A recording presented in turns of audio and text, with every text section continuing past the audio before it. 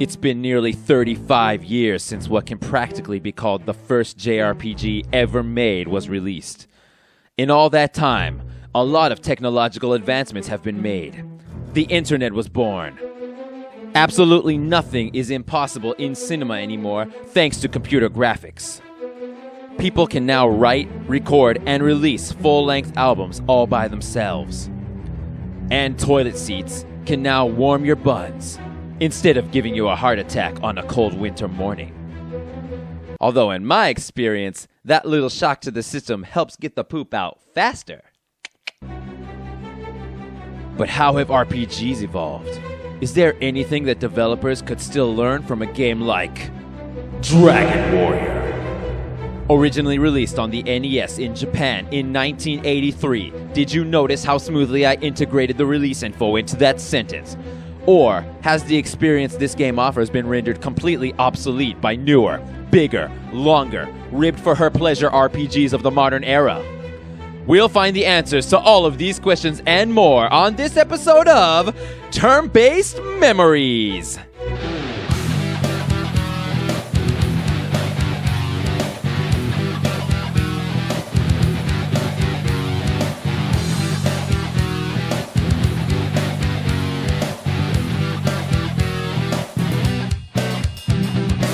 So I asked my latest bromantic interest, Mel, to play the very first Dragon Warrior game. I decided not to be an RPG purist about it, and assign him the Super Nintendo remake instead of the original NES version. The remake is pretty sweet. It has improved graphics, improved sound, and an improved difficulty curve so that there's a lot less grinding.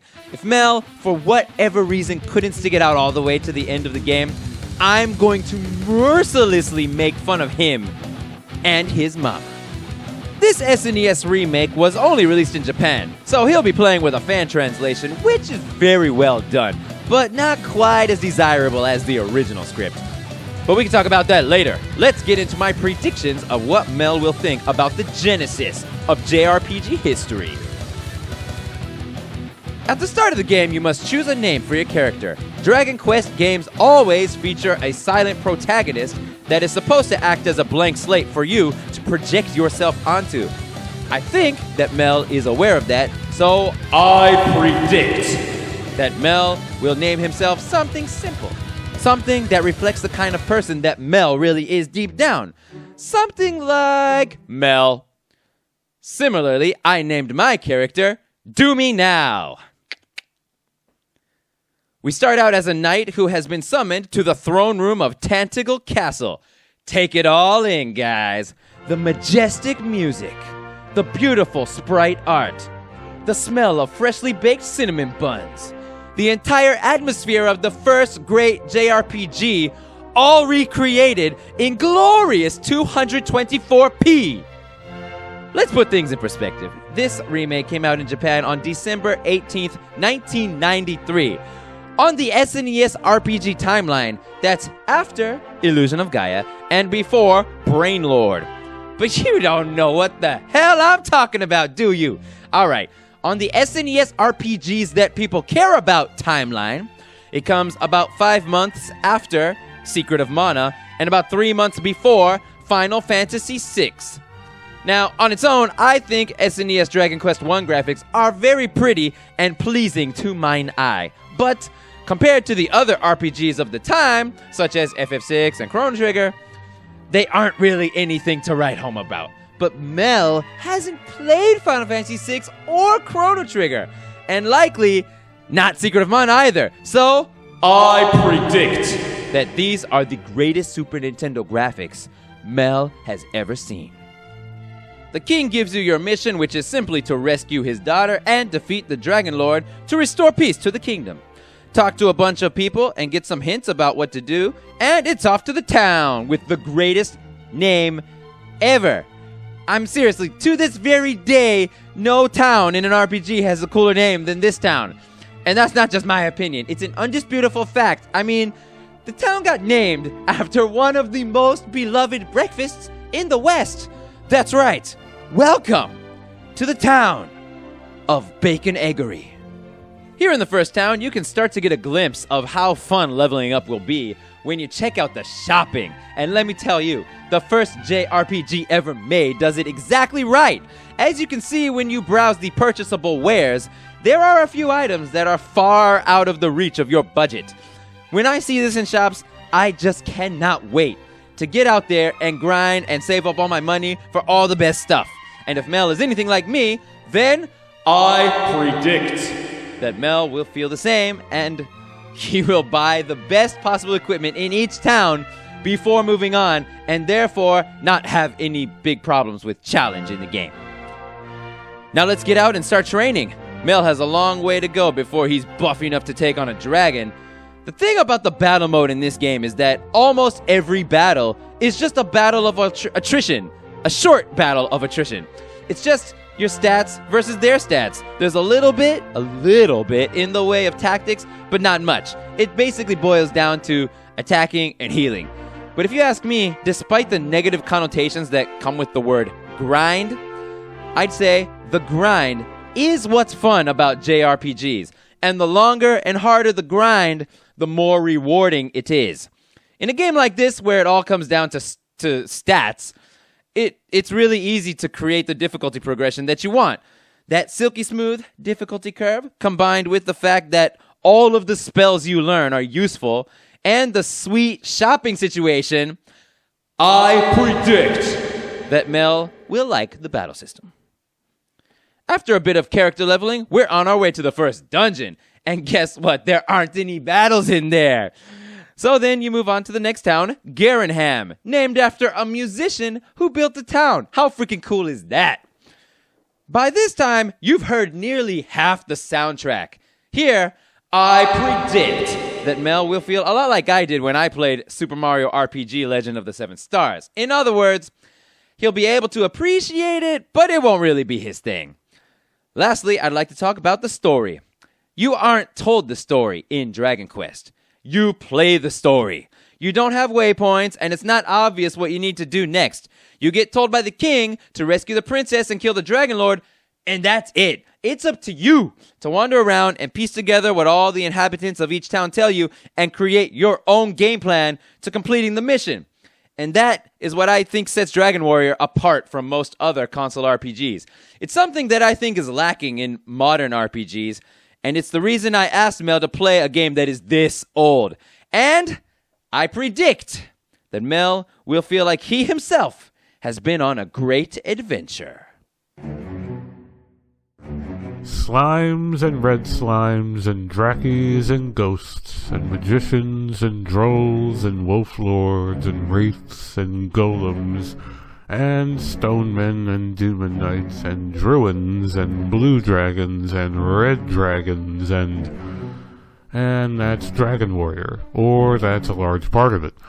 This is the oldest RPG I've ever played, and I was excited to get cracking on it once Zoltan handed down the assignment from his all-powerful position as discussion leader on our second episode.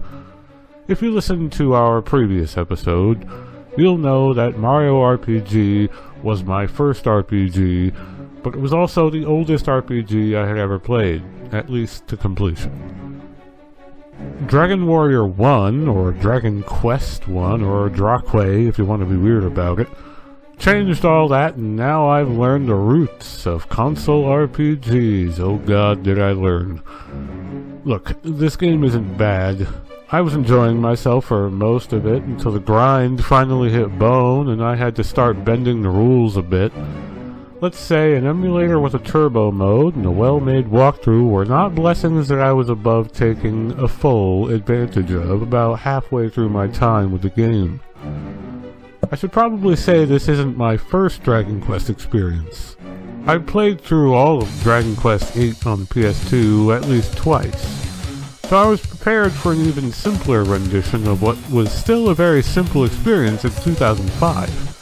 What I didn't expect were things like having a microscopic inventory space and doors that relock themselves after you spend a key on them.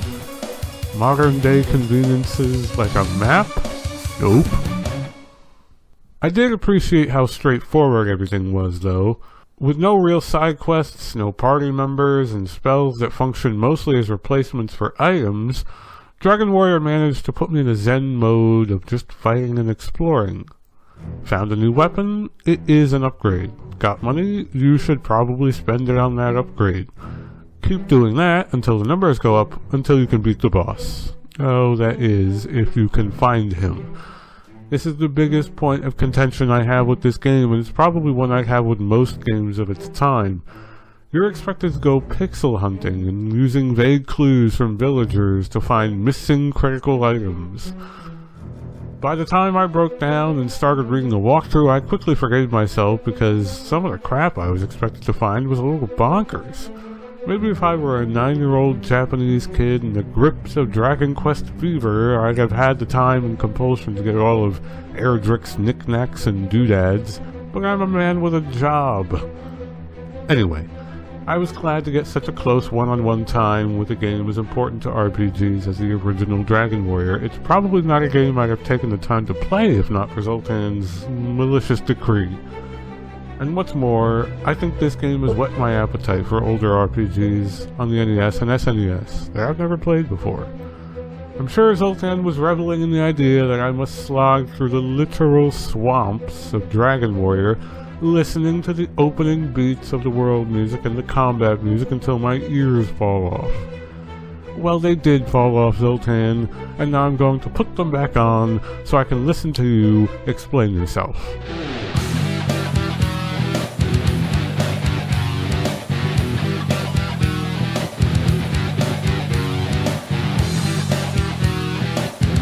And welcome to the third and final segment of the show. You are listening to the second episode of Turn-Based Memories. I am your host, the legendary Zoltan, here with one of the descendants of Erdrick himself, Mel. Today, I have a bunch of questions for Mel about his experience with the very first Dragon Warrior. Are you ready, Mel? I'm ready. You make me feel so special. Let's call you Meldrick. Oh, that's a good one. That's a good one. Thank you. Okay, so you probably think that I played this game when I was a kid and thought it was amazing, and that's why I wanted you to play it. But actually, I didn't play this game until a few years ago. I also played it after watching someone else play it, so I didn't have to go through all the puzzles as hard as you did.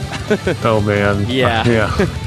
But that was the reason I thought the game was awesome, but whatever, we'll get into that. First question, Mel. Mm-hmm. Do you love me? Oh, I only known you for such a short amount of time. It's so sudden. Mel, there are only two answers, yes or no. Oh, man. Sure, yes. Let's go with yes. Oh, okay. Darn it. So, I said that because I just wanted to let you know that this game has a couple really sweet translation memes that you didn't get to see. Yeah, that you didn't get because they're not in. They changed them. I found out my time playing this SNES version of it.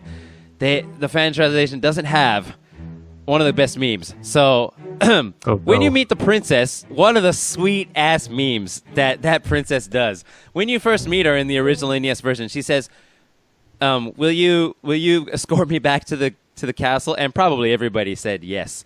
But if you said no, she'll just say, "But thou must," and then he'll just say yes or no again. but which is kind of funny, right? But check this out. You take her back to Tentacle Castle, and if you talk to her, she'll say, "Dost thou love me?" And do you love me? And if you say no, she'll say, "But thou must." Yes. You have to love her. I love that. Perfect. Yeah. So what did you think of the English that you played, though? Was it well written in your opinion? Was like the fan translation well written? That's what I'm talking about. Yeah. Yeah. I thought it was pretty good. I wasn't really sure like what the pedigree of this game was, in particular, like why there was a fan translation, because I was like, it was released in English, it was translated, right? So yeah. I guess it wasn't done well, like it needed a fan translation pass on top of it. So it didn't, there really isn't very much dialogue happening, but I didn't see any egregious, like, cases of what they call English or whatever. Okay. Question number 2. What did you name your character? Oh, I totally did name it Mel, but that's usually not what I got you. usually not what I call my character. I was doing that because I did record gameplay of myself playing, and I thought perhaps I haven't really done anything with all the raw footage. We could still like throw it up as a supplemental, but I was like, well, if this is going to be in any way associated with the episode, I should probably just make it clear who I am. But I either name my character anything that is canonical in a game, or for years as a kid, I used to name all of my characters Lex, Lex, and why Lex? I don't even remember why. That was just a really old thing. I guess I thought it sounded cool. I don't know. Lex. But yeah, that's my original file name in Ocarina of Time and stuff like that. It's wow. LEX. So, but no other reason. Have you ever been the type to pretend that it's yourself in the games? I do try to role play, but usually more as who I envision the character to be, which, if we're being honest, is usually some reflection of myself. So I'm usually trying to be like, I don't want to screw anyone over. I don't want to be like super like underhanded and nefarious, because I wouldn't want to be party to that. Like, it would bug me. Yeah. So I usually have a hard time playing like asshole characters, even if I set out to do it. I usually have a hard time sticking with it. But in general, if I'm playing someone who is like really stoic, I try to brush people off more. If there's like a lot of dialogue choices or whatever, or the other way around, I might try to be more friendly and inclusive and try to be the guy that solves everyone's problems, if that's what I think the character is. But obviously in this game, not a hell of a lot of that going on. Yeah, no. One of the interesting things about this one is there is no default name at all.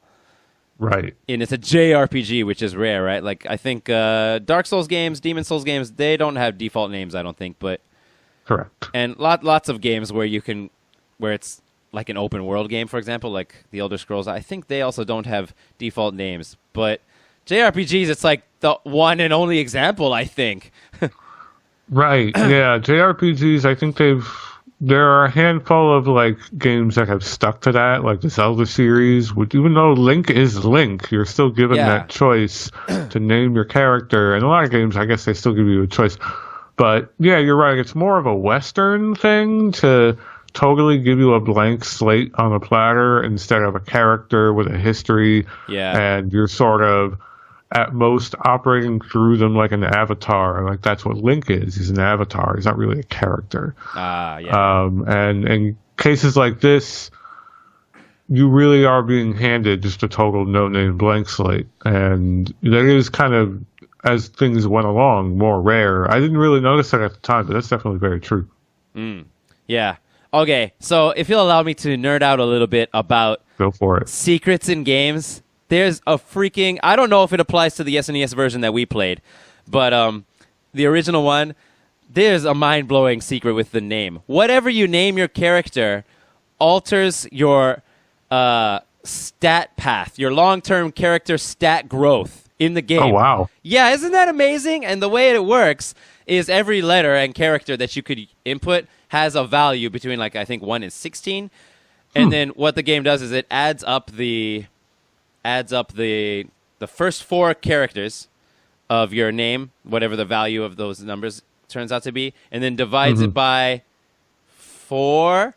And depending on what the remainder is, your character will go down a certain stat path. Oh, wow. I think that's amazing, yeah. That's like some Pokemon stuff. Like, they do something similar in those games, I think, where depending on what you name either your main character or your Pokemon or something, I forget. Maybe I'm totally missing. I know there's a lot of weird behind-the-scenes stat manipulation in those games, but that's crazy. I didn't know your character your name has like a benefit on, or just effect on your stats. It's wild. Which I think is cool. And I think in the case of Zoltan, if I name it Zoltan, I think that gives him long-term, what is the defense stat called? Not stamina. Agility. Agility is defense in this game. Yeah. Yeah, you get long-term agility and magic point growth, which is not bad. Basically, you don't know this either, but the best stat, there is a best stat in Dragon Warrior. It's agility. When your defense gets up high enough, you suddenly start taking way less damage from enemies. But like there's no threshold for strength where you suddenly start doing tons of damage. There's nothing like that. But so defense is definitely defense is the best stat in the game, like hands down. Yeah, I kind of come in, like, obviously I don't know the particulars, but I kind of come into old games like this with the understanding that the stats and some of the core mechanics are just like going to be just off kilter in a way like that. Like, I'm not sure which games in particular, but some of the early Final Fantasy games, there are spells that just are not programmed correctly and do nothing, and stats that also don't do things. I don't know enough. Like, I forget exactly what. I'm sure I'm like a little out of turn. But for example, in Final Fantasy VI, the evasion, I think, stat is bugged. Right. So every time you get a shield that has more evasion than defense, you should just forget about it because the evasion doesn't do anything. Yeah. And something like that may have been what I was remembering, but something in the earlier Final Fantasy, or even like maybe the original ones, like where a stat just flat out wasn't coded and just doesn't do anything.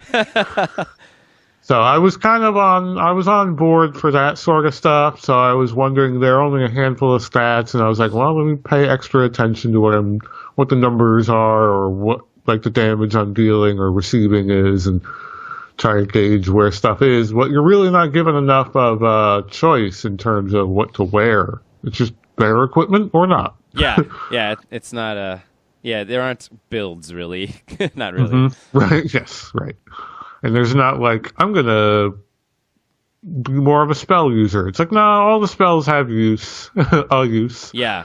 Except for fire, which I guess you can use if you have extra MP and you want to deal a little more damage sometimes, depending on what you're attacking. Yeah, I didn't bother with it in this version, but it's actually really useful against, like scorpions and stuff in the original one. But in this one, you level up fast enough that you don't really need to bother with trying to kill scorpions before you're ready or anything like that. So, yeah, I noticed that there was, like, in the early parts of the game, I was like, oh, I gotta use fire here on this enemy and then not that enemy and stuff like that. But over time, like toward the middle and then toward the end, I was like, I'm just smacking stuff and then it dies. Yeah. Okay. So, question number 3. Yep. Are these the best SNES graphics you have ever seen? Whew. Whew.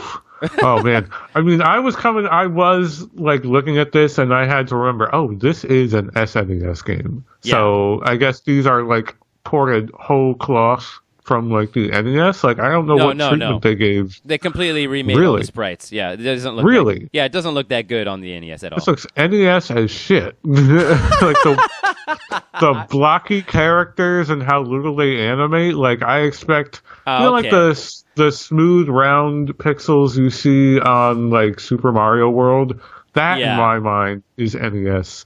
This like super blocky stuff looks very, or SNES rather. This looks super like NES stuff. Okay, I didn't think of that. Wow.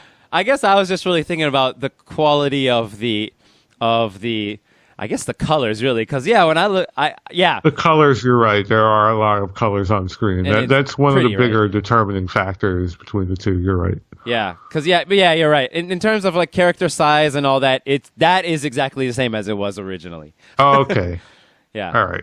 But I'm thinking of like the way your character looks and the way like stuff on like the townspeople look. That looks like, Legend of Zelda 1. Yeah, you're right. No, yeah, you're right. Okay. So, just out of curiosity, what is the most beautiful SNES game you've ever seen? Like Yoshi's Story. Island. Super Mario World 2, Yoshi's Island, right. Oh, yeah, that one had a crazy art style. Yeah. Because a lot of SNES stuff was kind of tempered with that Mode 7 3D stuff, which sort of dates a lot of it sometimes, which is why I think like some of the Final Fantasy games that I've seen. I haven't really played any of them, but the ones that I've seen where they zoom out into that Mode 7 stuff kind of looks cheesy and maybe a little dated. Looked very impressive for its time. Like, I can appreciate how awesome that would have looked. But by today, I was like, I would have liked it if they like focused, they doubled down more on like traditional sprite art for that. Yeah. You know, sometimes it gets in its own way. Okay. Question number 4. Did you like or hate any musical piece in this game? Oh, man. So this, I definitely learned what you were talking about by wanting the music to not be interrupted, the overworld music. Yeah. Because you really do just hear the opening bars over and over, and you're just like, if they just didn't, they somehow paused it and resumed it or something, you wouldn't have to hear that do over and over. Yeah. But also the music in this game felt almost like off-brand for what the Dragon Warrior and Dragon Quest series would become later. Like, I poked my head because it didn't quite use exactly, like, it's like they didn't get there all the way yet. It's like 70% of the way there. And when I poked my head into Dragon Warrior 2, because this is the 1 and 2 combo SNES game, so I started up Dragon Warrior 2 after I finished this one, just to like see what it is. And the overworld music is, oh, I recognize that. Like this, it just, I can't quite remember exactly what it was. It was maybe a few weeks ago by now, but it seems like they didn't quite nail the Dragon Quest, Dragon Warrior theming 100%. Like, it was all the bones of it were there, but listening to both when I went right into Dragon Warrior 2, I was like, oh, this sounds a little closer to what I remember, because my only experience is Dragon Quest 8. Yeah. And of course I've listened to a ton of the whole series because it's so iconic. It's kind of hard to avoid. Yeah. The overture is, you've definitely heard it by now, even if you've never played one of those games. Yeah. But I don't know. The dungeon music it's in other games, but I feel like it's missing something. I don't know. Maybe that's just my perception of it. But when it's not just playing the first few opening parts of it, I think the dungeon theme was like appropriately like, where am I? I'm lost. I need to get out of here before my health runs out type nervous. You know, so I liked it. It just seemed like it was like maybe 75% of the way there. So you think like Koichi Sugiyama hadn't really refined, found exactly the style he's looking for this thing yet? Maybe not. Maybe it just wasn't all the way. But then again, I don't know if they did some treatment to the music for this SNES version. They did, because it sounds like SNES instruments, right? Right. The original one just sounded like square waves and stuff like that. Right. They would have done that. So maybe, I don't know if they changed like actually the composition, or no, same they composition. Just like they did extend it. Like the original Tanticle Castle was just like that part, and it just went up until like. No, I'm sorry. It goes a little longer than that. But basically, they like added a whole nother section to it. And now, like, I think, because most of the Dragon Quest, I'm just going to call it that, series, like, the music has almost never changed throughout most of it. But I don't remember the Tentacle Castle theme anywhere. Am I forgetting? Is that, like, one of the more famous tracks, too? It was for me upon playing the first one, yeah, because I don't know, it was awesome to me. Is awesome. Yeah, it's really I liked it in this game, but I'm trying to recall if it's in any other Dragon Quest games, or is it just in this one? Yeah, I don't think that castle theme is like made an appearance in any other game, except for like Dragon Quest Builders has. Dragon Quest Builders, by the way, is all takes place in Alifgard, the exact same towns and everything. I remember hearing about that when I went to, because I played that game. And you did? So I remember hearing about the ending choice that you have in this one. That's right, yeah. Yep. Okay, let's move on. What do you think of the names of the towns? And you're a person who, I recently watched your video on your own channel about etymology of words, Yes. which was really interesting. You know a lot about it. But what do you think of, these aren't the normal kinds of names, like frickin' Breckenary. What a name. No name has been as unique in all of gaming that I've ever heard as Breckenary. There's no name that sounds similar. There are tons of names that end with like the letters I and A, like RIA or something. Like there are just so many names like Faria and Crystalia and something Ia. There are millions of them. Oh, yes, that's what you're saying. But there's no name like Breckenary, and there's no name like Hawksness. That was the name of the destroyed town with the that's a good encounters. one, too. Yeah, what a freaking weird, crazy name. What do you think? I think they sound like someone... I'm assuming these aren't like Romanized versions of the Japanese names, like no, that they used. Right. So someone in translation took these names and made them out of whole cloth. So I think what it sounds like to me is that because this is all supposed to be like heavily referential of Western fantasy, like that's the intent. It's Japan's take on Western stuff, like high fantasy, Arthurian stuff, that someone looked at places in England and slightly altered the names, because these all sound extremely English in a way that, and less like fantasy English. Like they sound like real places that you might find on a map in Britain. Oh, yeah. Breckenary. Sort of. That's such a great name. It does. Like, I would totally believe you if you said Breckenary is a town somewhere in England. Yeah. Like, it sounds British. Hawksness maybe a little less so, but then again, there are some very strange sounding places there. Like, But, I did like the names. They do sound pretty unique in that way. Yeah. Tanticle Castle, Breckenary, Garenham, which they changed in Dragon Quest Builders to Garenholm, which I did like. Ham, I think those are the same suffix, I think. Yeah. Cole, Rimmildar, Hawksness, Cantillon, and Charlock Castle. Oh, such cool names. And then the dude's name, the hero of light, is named Erdrick. What a freaking awesome name they chose. Erdrick is a good name too. Sounds a little like dragon, but not quite. Yeah. And, that's a good name. Yeah, or Eric Dragon, something similar along those lines. Well, one thing I cannot stand is when really good games have really boring or generic sounding titles. And one thing that's funny, the game Chrono Trigger, when it came out, that is a very unique, at least was a very unique word to have the word chrono. And now, like, there are lots of games with the words chronology in them. Japan went off the deep end with the names a while ago. But you're right. In terms of when it stacks up to something like Final Fantasy or Dragon Warrior. Yeah, even like, Dragon Warrior is generic. Yeah. Yeah. Okay. It's like Sorry, did you have something to say about that? No. Okay. All right, question number 6. We're going up to question number 10, okay? Gotcha. Hi. How was the shopping? Because you may not know this about me. No, you don't know this about me. But one of my favorite things to check out in any game is what kind of stuff can I buy? Like, I don't like shopping in real life. I love shopping in RPGs. What? When you went to the first shop, what'd you think?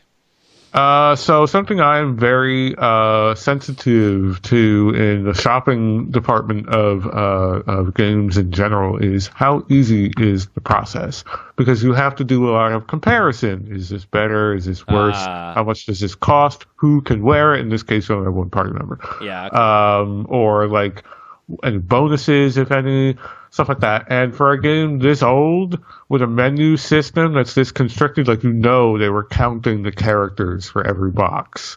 It had to fit. Yeah. And with games that have anything like fantasy games, they have to have like these nice, like, impressive sounding names, and they often get like truncated down into like, some abbreviation that's yes. Thunder Sword is T-Sword. So in terms of making it clear what you were buying and what it does for you, I was impressed. I thought that was good. You have to buy things one at a time, and also your inventory is super clumsy to deal with. I ran out of space. Yeah, it's possible to do. Because I didn't know what I had to. I had no idea what was important, what I needed to carry. I was like, oh, I can get rid of all these torches. I have a spell that does this now. Yeah. So I didn't know that. I was carrying torches. I was like, let me get rid of these damn things. But okay, well, I thought it worked out pretty well. Okay, well, what did you think of the quality of the items is what I'm getting at. I mean, I agree with you about the whole user interface stuff and, you know, ability to compare quickly. But, like... Well, it was pretty linear, right? The whole upgrade path, it was just like go to a town, it has a newer sword, that sword will be an upgrade. So, okay, I think some of the items did have those, like, benefits, like they give you HP when you walk. Yeah. So that was pretty cool. Yeah. Okay.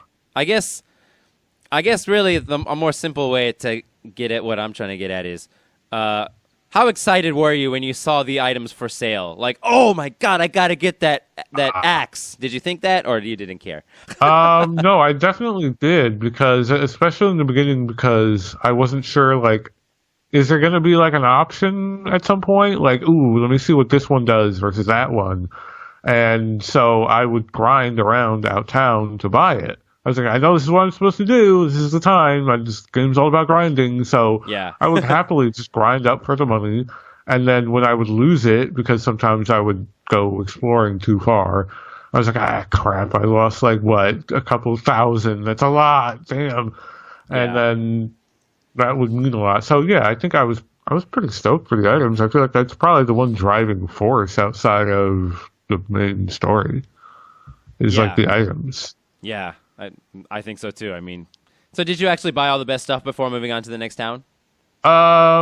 Initially, no, but as I started like halfway through, as I started following the walkthrough, I definitely was. So, by the end, I had whatever was in the game. I'm pretty sure, maybe not a couple things early on, but yeah, I was definitely doing the thing where you run around the town in circles, or I don't know what you did, but that's what I did. Yeah, that's what I do. Yeah. Well, that's what I would have done, really. I had an unfair advantage in that I watched a walkthrough of it before I ever played it. So, yeah. Okay. Question number 7. When did the grind hit bone, as you say? Oh.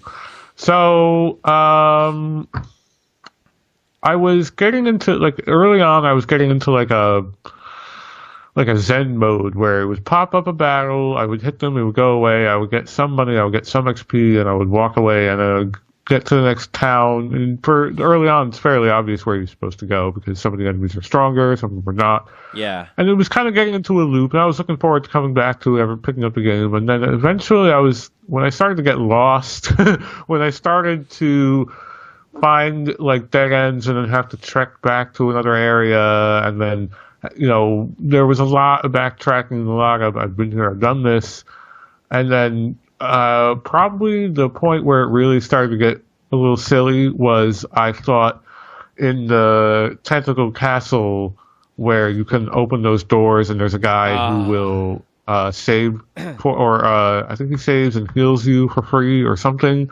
Yeah. And then I got back there and the doors are locked again. I need to get more keys. This is so dumb. Yeah, I agree with that. Why did they relock themselves? The point. Yeah, the relocking doors was probably the tipping point. It's like, okay, I don't have all the time in the world. We have to get this episode out eventually. Let me just like find out what I gotta do, where I gotta go. Okay. That was probably it. The relocking doors. Okay. So, anything to say about the battle system? I mean, it's super simple. You just attack and heal, basically, right? It was simple enough. Like, it distills the whole adventuring and having provisions aspect down to a point where being able to survive a trip between towns is like a real concern. So that part I like. Me and too. Newer RPGs that have all these systems, they often have many, many ways to heal. You're never really in danger of not making it to the next town. Yeah. But in this case, if your MP runs out and you don't have any healing items, you don't have any room for healing items, you're probably dead. Like, you didn't survive the trip. Like, that's kind of a cool idea. And it brings back that notion of, like, the journey and the adventure into RPGs. All the systems on top of them are really basic though, but I think that kind of brought out a really cool, like, this is what games were. This is like these are the things that games want to do to feel, and a lot of those have been sort of stripped away, and it is part of the battle system because the battle system is so, it functions more as like a damage over time instead of each engagement being this thing you have to figure out and like get something out of per se. It's more like, this is going to wear you down. Exactly. And in the emulator that I was running, I would be able to speed up the battles, and it became even more apparent, like, oh, these battles are just here to take your resources, and you have to plan well enough in order to survive that resource drain. Because that's really cool. That's not really a system you see anymore. Yeah. And, you just led right into, like, my next section, which is, did you feel like you were on a great adventure? And, yeah, one thing that I always want, and FF6 does kind of the same thing, where it just kind of slowly drains your potions and your MP or whatever, but not as well, not as much, I'd say, as Dragon Quest, where, just to walk from here to over there is going to be a big, long trek. And if you die, you go all the way back to the freaking castle. Yeah. That's the other part. There's a real punishment outside of the money. The other punishment that games used to like to give was, well, now you have to spend more time. Like, that's never, and I would agree with new games on this one. Like, games never punish you with a time punishment so much anymore. Yeah. Because I think people realize adults are playing these games now. Yeah. And so, so when you that's the fun of the grind, in my opinion, is like, how long can you stay out there and just be self-sufficient? is basically. And so in the beginning, I don't want to be able to kill more than 10 battles, but then you level up 2 or 3 times, and then all of a sudden you can kill 30 to 40 battles without having to go and restock anything.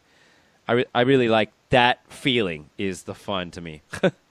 Yeah, I totally see that, and I totally see, like, oh crap, I have a lot of money. I have a lot to risk right now. I better make sure I get to town and spend it on something that I probably need, or that new upgrade or whatever I'm looking for.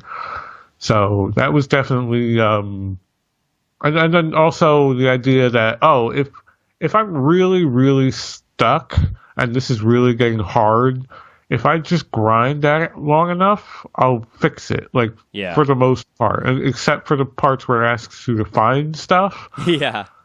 You can fix the problem just by trying more instead of, like, trying hard. Just keep trying. Like, that was the whole concept behind these games in Japan. Kind of why they got so popular is because anyone could win. For the most part, you just had to apply yourself either more or less, depending on how savvy you wanted to be about the whole process. Yeah, and the original NES version, by the way, nets you only about half the amount of experience and gold per enemy. Oh, wow. Yeah. So, it's interesting, too. Like, the only quest you really have to do is to kill the Dragon Lord, and the only quest you really... I mean, I guess there are some things you have to go pick up first before you can do that. But, like... Right. It's kind of interesting. Really, if you want, this is what I did. You could just grind up to level 13, just anywhere, and then go and like do all the side quests that are involved with getting up to the final area, and then grind one more time up to level 18, and then you can beat the game. Yeah, I suppose the other issue though, and this goes back to the time commitment, is like finding your way through some of these dungeons. Like, holy moly! Even if you have the darkness right and your light wears down, which is an effect I didn't realize was happening for most of the game. Yeah, like it blinks and gets smaller. I thought that was just my monitor doing something weird. And then I realized, oh no, the light's fading. Like, that's actually what's going on. That's really cool. That's a cool idea. Yeah. They doubled the amount of steps for the SNES version. It used to get smaller faster. Well, of course. So aren't you glad I chose this version for you? Yes, I am. Yeah. I wasn't actually trying to be sadistic when I chose this game. I actually thought it was a good game. I didn't think you would. Yeah, and my hope with the game, although to be honest, I didn't think this would be the game, but my hope is that you'll have, with this series, is that I'll be able to create for you a feeling that I have had myself, which is where we've played all these games, we're in the PlayStation 4 era, and then somehow you find this one game that blows your mind. And a game that did that for me was, this game also kind of was like, whoa, that's awesome, and I wanted to play it. But a game that really did that for me was Alundra, which I played at the end of the PS2 or the beginning of the PS3 era, but it's a PS1 game. Mm-hmm. And it's like my top 3. Okay. Huh. Let's move on. So, yeah, hopefully we'll find that game for you. Maybe FF6 or Chrono Trigger will be the one. I don't know. Next question. If you could have more room in your inventory, what would you put in there, dude? Oh man, this is me. I mean, this is me calling you out to say that I don't like you. Okay, fine, it is a small inventory, but what else goes in there? Okay, the one thing I think that should probably be able to fit or not apply to your inventory are like the key items. Like I think I had to drop off like I forget what they are, the stones or something that you don't need at some point. I'm like, that should either have enough room or not fit. I see. I can understand them saying, hey, look, you shouldn't be carrying torches anymore. You won't have room. That's fine. But when you carry all of the key items that you end up finding, they all take a slot in your inventory, including like your weapon and your armor and whatever. And then you don't have any room for like healing and MP restoration. Yeah. Or keys, that's the thing that gets like knocked out usually. I'm like, that's silly. Like maybe just like 1 or 2 more slots. Yeah. Enough to have all the stuff that the game's like giving to as part of a quest. Yeah. One of the games you can buy, items you can buy in the beginning is the Dragon Scale, which perhaps you bought and didn't know what it did. Did you buy that? Yep. Yeah. I definitely didn't know what some of the items did until I was like, I just gotta use this item. What the hell does it do? So did you end up using it and putting it on? The Dragon Scale? Did I? I thought it was an item that warped you. I don't remember. No. That's the wing of the wyvern. The Dragon Scale. The Dragon Scale is an item you can buy, and when you use it, it says you equipped it, and you're like, what? And you'll never know what it does unless you went into your status and checked the defense before and after the equip. It gives you +2 defense. I think I did look that up. Okay, it's a permanent accessory. Okay. Yeah. It's like a ring or something. Yeah, and then, that's what I wanted to get at. The freaking fighter's ring. There's an item in the game. Did you find it? The fighter's ring? I think I did end up finding that through the walkthrough, yeah. Okay, yeah, I think I put that out. In the cave, which is a totally optional cave, which has no objective, which I think is awesome. Frick, man, I was like hoping they would like fix it or something in the SNES version. Apparently, it doesn't do anything. I checked my stats before and after. I took it back to this one guy who says, oh, you have a fighter's ring. And that's it. That's all it does. The guy says, oh, you have a fighter's ring in the town of Breckenary. And that's all. So I dropped it. Huh. So, yeah, I sort of, I hear what you're saying with the inventory situation. But I don't know. I liked it that way. I liked it being tight. I definitely, I probably would have not been so jarred by it if I knew that going in. Like, that was probably one of the things I was, like, unprepared for was, oh, crap, like, maybe they didn't think about the inventory enough to give you enough space, or maybe I'm not thinking about it correctly. Like, I'm not in the right, like, frame of mind for where the game, like, what the game wants you to be doing with these items, because I play games today, and it's like, pick up everything, hang on to it forever. Yeah. And, it can either come in handy or it won't, and you can do something with it or you won't, but having to dump something of value, like you could do something with torches for something else of value, is usually not a trade I have to make in games today so much in terms of, like, inventory space. All right. Last question. What was the most bonkers of Erdrick's doodads that you had to find on this quest? Probably the one that you have to walk through the swamp and find out your exact coordinates with the Ring of Love or whatever the hell it's called. It's called Gwaelin's Love, dude. Gwaelin's Love, sorry. Yeah, it's like, my castle is blah, blah, blah to the north and blah, blah, blah. I said, can I just have a map? Can I at least have a map, like a screen map? But that's and that like, lets me know. But that's like almost exactly the same thing. Kinda. I think one of the problems, which I noticed, and it was not in the original version, I think there's a huge freaking typo in there because it says east when it should say west somewhere. Either on her directions when you use the item, or when the guy told you, oh, it's in the swamp at such and such coordinates. One of them said the wrong one because it wasn't. You might be right. I remember getting turned around that way and going like, no, there's a swamp to the east. Yeah, it's not to the west. Yeah. Something like that. That does seem familiar. Maybe I'm just imagining it, but you're probably right. That sounds like an old saying, or maybe it's part of the fan translation. I don't know. Were you able to find Garen's grave on your own? Push against a wall of darkness, they said. Oh, yes, I did. I found that on my own. I was pretty excited. Now, you must have felt awesome when that happened, right? It was. I was like, all right, let me see. Where do I go? Oh, yes, go up here. And, of course, behind one of those fucking relockable doors. Yeah. Yeah. But I looked there. I pushed up against the wall. I went through. That whole area was too tough for me to accomplish, so I had to back out, which I was fine with. But, yeah, that was cool. Like that, I'm down for those kinds of secrets. That's fun. Okay. I don't know. You sounded pretty annoyed at in your segment about all this stuff I have to find is bonkers. You said that. I think I was talking specifically about the end game, like finding Erdrick's stuff, but like and isn't there like a musical instrument that you have to like walk a certain amount of paces to find, like from a well? Yeah, but I was like, how was I supposed to find? Did they just tells say you later? That? No. Oh, okay, all right. So the thing is, regular people will just tell you what you need to do, but they're all in different towns. And so basically what you need to be doing is keeping a pen and paper with you when you play this game. You're right. Yeah. You're right. That's what older games, or break out your manual and write in the notes section of the instruction manual. That's what that was for. That's what that was for. Yeah. You're right. Yeah. Okay. That's about all I got for you. Anything else you want to add? All right.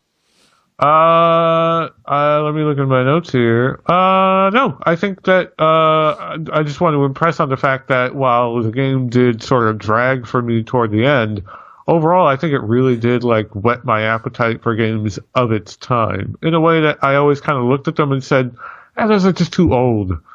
Like, there was part of me that was just like the systems are too simple, or something in it is just too archaic or whatever. But now, after playing this and kind of getting on its level of what the experience was supposed to be, like we were saying, like the trip, the adventure, having to monitor your resources, like that kind of level of being within the game and knowing where it's coming from, I think experiencing that with this game has sort of opened my interest in games that have come after in a way that hadn't been before. Well, you might be happy to know that I don't plan on asking you to play any more games from the NES era unless I just happen to come across one that blows my mind. Because I feel the same way. It's like you can't really appreciate these games, these NES games at least, until you've already like you've basically trudged your way through them and had some part that you didn't enjoy about it and then got past it and then look back upon it and thought, yeah, that was actually kind of cool. But I don't want to do that again. And so... Yeah. I mean, I think that's kind of one of the objectives of the show is to sort of piece together where does the time and place part of your experience end and where does the more objective just game general design thing that the game design that's being brought to the table begin. Like, where does you being a child or just having extra free time or being in the right mood and where does just the truth of the matter start? Yeah. And a little bit of both in this case, and probably most cases, where you're going to find that, oh yeah, there were parts I didn't like as a kid. I just forgot them. And then coming at it from the other angle, it's probably going to be something like, oh, there are really good parts in here, despite all the stuff I think is outdated. You know, so finding where that is in every game, I think that might be part of what the show is for. There we go. All right. Well, thank you very much, everyone, for listening. This has been Turn-Based Memories, Episode 2. And the next game, I think we should just announce it, Mel. What do you think? Go for it. Because one thing that I would like people to be able to do, if they want to, is play the game before we play it so they can actually listen to it without getting spoiled. So, next one is we're going to play Final Fantasy IV. Mel did not assign it to me. Neither of us have played it. So, we got to do it. Yeah, this is going to be like a double blind. We're both going to kind of come into this more or less fresh from having never really played this particular game. So this will be interesting. Yeah, and of course, when we do these things, spoilers are totally fair game. So, so if you don't want to be spoiled, then you should play it too. Final Fantasy, I'm sorry, it's 4. If you want to go in order in the Japanese numbering system, but on the American SNES, it's FF2. So, for people who want to search for it. All right. So that's about it. Thank you very much, and we'll try to get that next episode out to you as soon as we can. We don't have an upload schedule, so consider subscribing. Maybe. Right. Maybe you should subscribe. That's the best way. Okay. And thank you very much. This has been the legendary Zoltan. This has been Mel. Thank you very much. Good night. Good night.